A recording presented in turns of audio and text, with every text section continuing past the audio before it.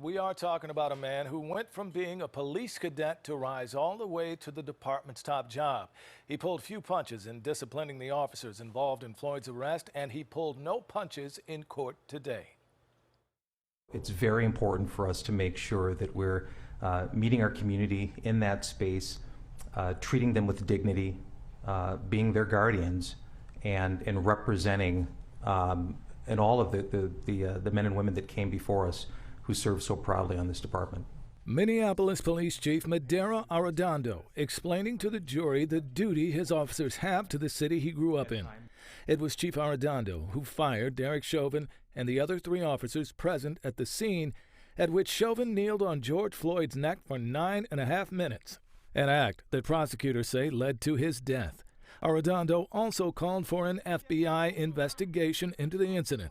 Upon reviewing Officer Chauvin's actions on video and in this picture, the chief was clear. That action is not de-escalation.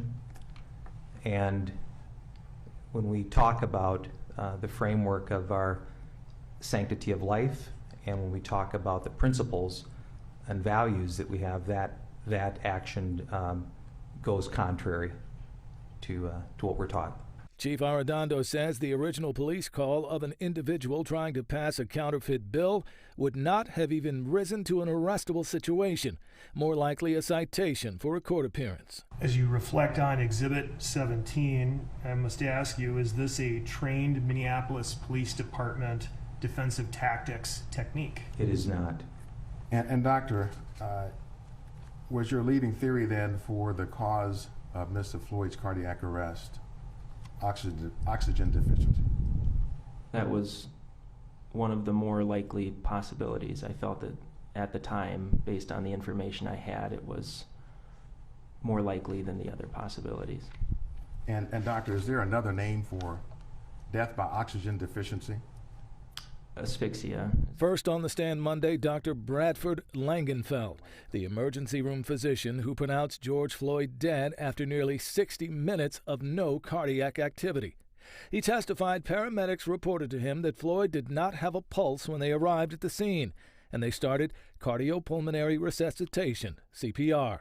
Dr. LANGENFELD also testified that it did not appear the dead man's heart had been stopped by a heart attack, but more likely by hypoxia, the loss or deprivation of oxygen. The defense continuing their argument that it wasn't Chauvin's knee on his neck that killed George Floyd, but the drugs in his system. Certain drugs can cause hypoxia, agreed? Yes. Specifically fentanyl? That's correct. How about methamphetamine?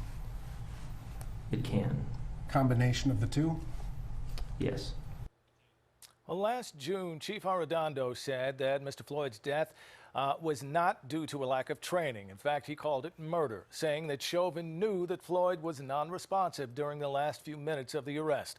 Chief ARRADONDO, by the way, joined the force in 1989 and became the city's first African-American chief in 2017.